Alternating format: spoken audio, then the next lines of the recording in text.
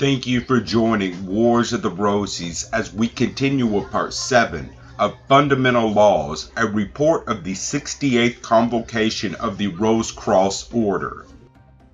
Sin.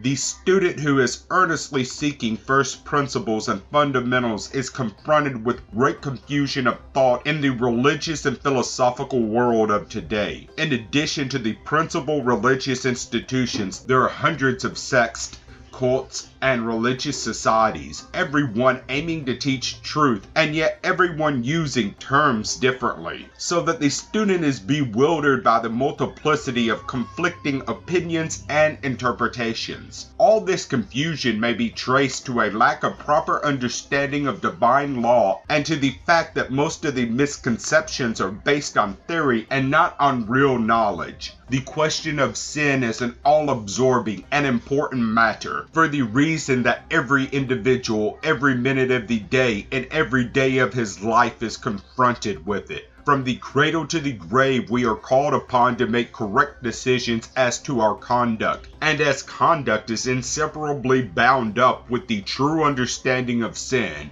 we will be better prepared to cope with problems of life if we first grasp the fundamental meaning of sin. What is sin? We will understand this question better if we arrive at a better grasp of our relationship to God and His laws. As man is an integral part of the universe in which he lives, and since the universe is the image held in the mind of God, man lives, moves, and has his being in the mind of God. God is love, the all, life and law. We know God through the love that is in us and by the visible manifestations of harmony, law, and order, which governs the universe. We cannot conceive of the universe without associating with the thought, law, harmony, and order. If law and harmony do not exist, chaos would prevail. From the study of nature, the consideration of planetary systems, and our observations of life from the simplest to the most complex forms, we arrive at the conclusion that law and harmony is the fundamental basis of creation. In reality, there is but one law. God is one and the all, and there is one law that prevails in the universe. It is the law of love. All other laws are but restatements of this one law of love. Every phase of life manifests this law. We speak of attraction of atoms from each other. This is the expression of this law on the lowest plane of life. There is one God and there is one law, and God and the law are the same. God is the law, or God is love. We speak of the 10 Commandments of God, but in reality, these laws resolve themselves back to one, the law of love. For if we love, we cannot hate, we cannot steal, we cannot lie, we cannot defraud, and we cannot commit adultery. To love or to live in accordance with the great law of love is to fulfill all other laws. God is love, and life is love. Therefore, to love is to live and grow. All rules of conduct are merely the different aspects of this one law of love. Therefore, our problems become simplified if we measure every thought and every act by the one great law of love. Love is the standard of the universe. All thoughts and acts of man that conform with this law of love are desirable and in harmony with the divine intelligence. And all thoughts and acts that are contrary to the law of love are undesirable and inharmonious. Therefore, all thoughts and acts that are contrary to the law of love constitute sin. Our one great law is love. If we think and act in accordance with love, sin will have no place in our being. But whatever we think and do that does not measure up to the law of love results in sin. When one loves, he will not kill. He will not harm others. He will not hate. He will not be angry with his brother. He will not be envious or covetous. How helpful, then, is understanding of this great law in the solution of right thinking and right doing. We cannot go wrong and commit error or sin if we love. Sin may be considered from another aspect. All thoughts and deeds are either constructive or destructive, positive or negative, building up or tearing down. Love is positive, constructive, and upbuilding. Therefore, any act or thought which does not conform to love is of a destructive and negative character and constitutes sin. The question of sin is based on the understanding of divine law and not on man-made law. It is possible to break man-made law.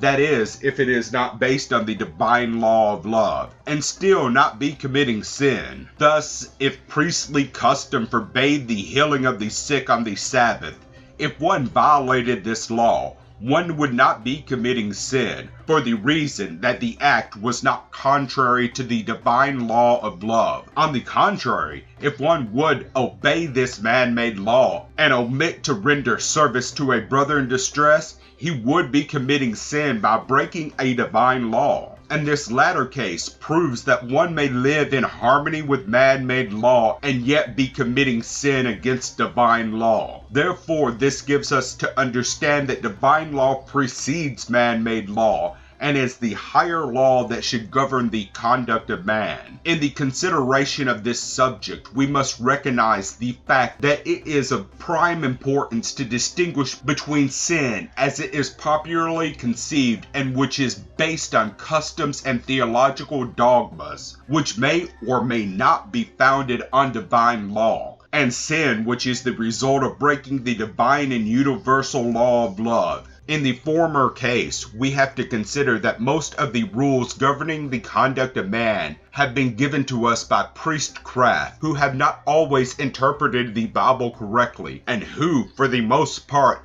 have instituted customs to be observed by the people so as to give the priesthood more authority over the masses. 4. In the dependence of the masses upon the priesthood for their religious guidance and not upon the law of love lies most of their misconceptions as to the true meaning of sin. History shows us the record of creeds, dogmas, and rules for the guidance of conduct which were given to the people by priesthoods at various times and which were adhered to strictly in their duty, only to be discarded to the scrap heap later. For instance, at one time it was considered a sin, according to theological dogma, to pluck and eat an ear of corn on the Sabbath. But the Master Jesus proved the fallacy of such a thought. There is a sect that considers it a sin to shave a beard, but we cannot see how the act of shaving is contrary to the divine law of love, the regulations of pleasures, recreations, observances as to dress and conduct on the Sabbath, as well as on all other days that have been instituted by priesthoods in all times to govern the lives of the people, have not always been based on divine law. So the act of going contrary to forms, customs, ceremonies, creeds, and dogmas, for the most part, does not constitute sin. Divine law is universal. It not only governs man, but worlds and universes. It is eternal. It was, it is, and it will ever be, while man-made law is temporal and changeable. The greatest crimes in the world's history have been committed in the name of God and religion. For instance, the Spanish Inquisition, the Crusades, and the various massacres in almost every land were instigated and approved by the authoritative churches of their day. It was considered holy and godly to kill in order to save souls. While we today reflect with horror upon reading the pages of history smeared with blood, it was not considered a sin to kill in the name of religion, while we today consider killing a violation of the law of love. Mankind has been taught falsely to regard traditions, customs, and formal observations as constituting religion, so that the people think that if they live up to these traditions, customs, and formal observations, they are truly religious and godly, while if they break these customs and traditions, they consider themselves as sinning. They pay little or no attention to the desires of the heart and their thoughts, overlooking the fact that the quality of their desires and thoughts determines whether they sin or not. At the time of Jesus, the Pharisees considered it a sin for an individual to eat with unwashed hands. To them, Jesus said, From out of the heart proceedeth all evil thoughts, murderers, adulterers, fornication, thieves, false witness, blasphemies. These are the things which defile a man, but to eat with unwashed hands defileth not a man. How important it is for man to guard the desires of his heart and his thoughts, far more so than living up to religious customs. For the quality of desires and thoughts determines whether a man sins or not. Thoughts are either constructive, positive, and upbuilding, or destructive, negative, and down-tearing. If our thoughts conform to the law of love, they are constructive and positive, for God is love and love is growth. But the harboring of destructive thoughts is what constitutes sin. The mind of man is his builder and character, and it is with the mind that the man must begin. And his first step to living a godly life is to cleanse his heart of evil or sinning desires, and his mind of destructive or sinning thoughts. Here, undoubtedly, we are confronted with man's most troubles. For in thinking thoughts that cause injury to himself and others, does he sin. For here, too, the standard of measure of our thoughts and desires must be love. If our thoughts and desires are loving, we are free from sin. But if they are not loving, then we are truly sinning. Thus, envy, greed, malice, jealousy, worry, hate, and similar destructive thoughts are sinful and cause injury not only to ourselves but to others. Thought precedes the act. A wrong thought is as evil as a wrong deed. To think contrary to divine law is just as much sin as to commit a wrong. Jesus said, "Whosoever looketh at a woman to lust after her hath committed adultery with her already in his heart." The worldly world stops at deeds, but never give much consideration to the tremendous power for good or evil, and their desires and thoughts have. Man of all creation was given a mind with which to build and to create. He uses mental power or force to accomplish definite results. Mental power or energy in itself is neutral, but the direction or use to which this power or force is given determines good or evil. And as man is a free moral agent, it is his option to choose his mental power for good or evil. But man chooses to use his mental powers for the accomplishment of selfish and destructive desires, which results in sin. Thought radiates in vibrations, and these thought vibrations are either constructive or destructive in character. And as these vibrations first pass through the individual, they affect him first, and will be for his health and upbuilding, or for his ill and down-tearing. For disease and sin are one. Here we see how important it is to hold the mind in the proper attitude of thinking, constructive and loving thoughts. We all know how destructive thoughts bring about physical disturbances in the body. Disease is the result of sinning through the mind. Just as unloving thoughts constitute sin, so improper care of the body leading to disease means sin. Man is endowed with a body to sustain him. It was of no use to his mind and soul. There would have been no necessity for its existence. The body is the foundation of man's being and the prop on which he leans. The mind and the soul depend for its strength and growth on the condition of the body. How important, therefore, is it to give the body proper care? A knowledge of hygiene and dietary laws should be well understood and practiced. To treat the body carelessly, to feed it improper food and drink, and to overtax its strength constitutes sin. For inasmuch as the body is a handiwork of God, who out of his love for man gave him an earthly temple, it becomes imperative for man not to neglect his body. Thus we see that by breaking the law of love in not caring for the body properly, does man sin. The greatest sin that man commits is sin against his soul, for the soul is his real and divine self. The Bible tells us, "The soul that sinneth, it shall die." And when man uses the fire of his soul for lust, and when he wastes his soul and energy for sensual gratification, in time he dissipates his soul fires, and he ceases to be an individual being. This means the wage of sin is death. The meaning of life is individualization and the accumulation of soul fire. He builds his soul through overcoming and transmuting base passion into pure gold of love. For love, God, soul, and fire are one. It is therefore man's duty to transmute his sensuous desires into higher love, for such desires, if directed towards lust and base passion, tend to dissipate some of the fires of the soul, and in time totally destroys the soul. Man must do as Moses did. As Moses lifted the serpent in the wilderness, even so must the Son of Man be lifted up.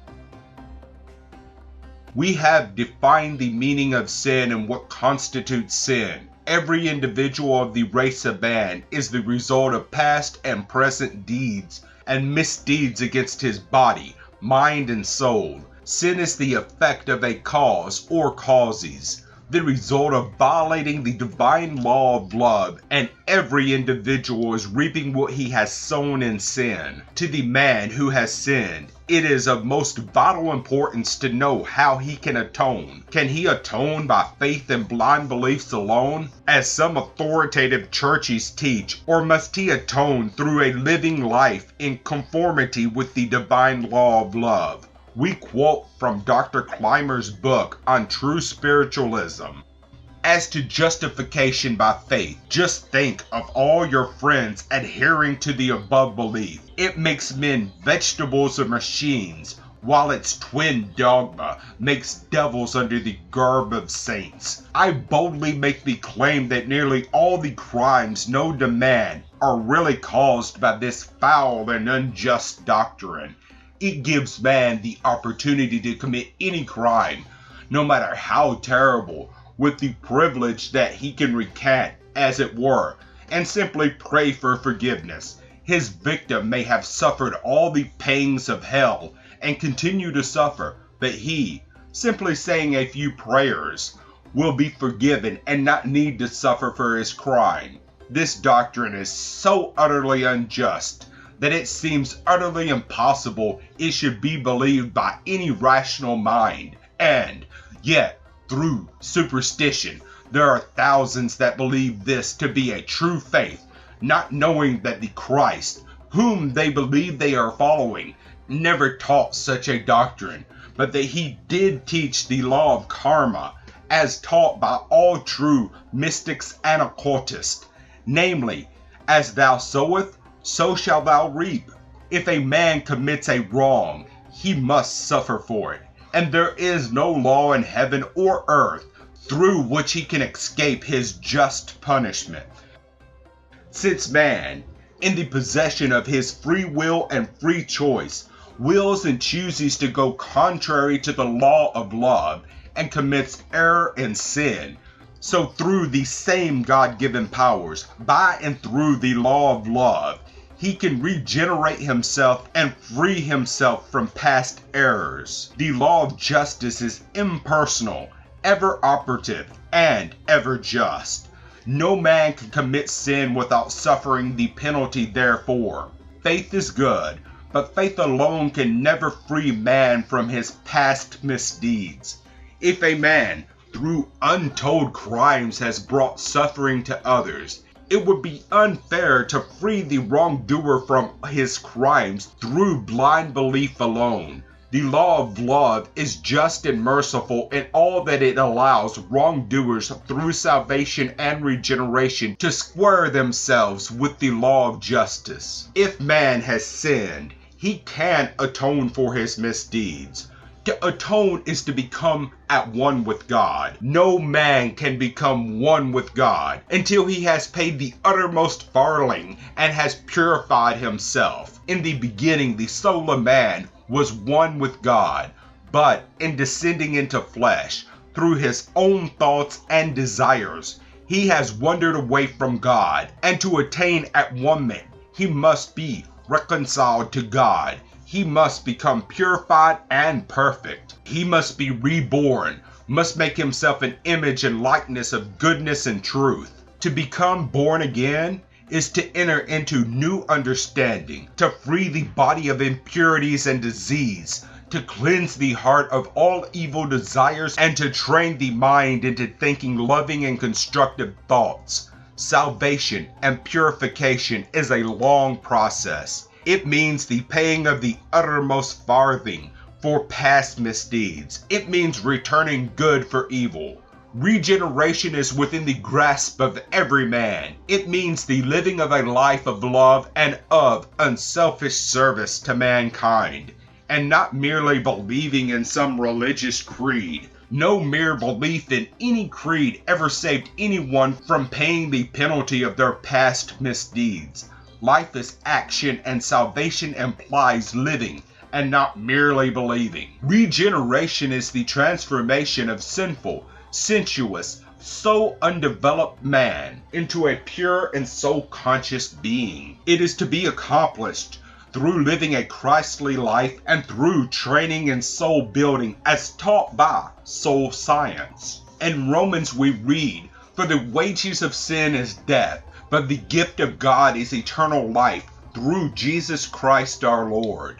To live a life contrary to the law of love, or a sinful life, brings disease, sorrow, suffering, and in the end death. All sin finally ends in death of the body, mind, and soul. Death is the extinction of our individuality, which deprives us of remaining a separate entity and of becoming the soul of Christ. But the gift of God is eternal life and immortality of soul, and can be had only through developing a Christ soul, as Jesus the Master did. Just as Jesus overcame all evil through love and developed within himself the Christ soul, or the Master soul, so, too, by living a life in conformity with his teachings and through training in soul building as taught by soul science, can we become illuminated or Christ souls. Faith in Jesus, the man, cannot save us, but the faith in his teachings, which enable us to recognize that Jesus came to teach the world soul building, will save us. Thus we see that there is one law in the universe and for man, and that is love. That going contrary to the law of love constitutes sin. That man sinks into materialism and suffering because he loves evil and not good. And that he can rise into purity and immortality of soul only through love of truth and goodness. Love is the golden route to the way, the truth, and the life. There is no other route. Thank you for watching, and please don't forget to share, like, subscribe, and comment. And if you can, please consider donating to Wars of the Roses. It is much needed and much appreciated. Thank you so very much.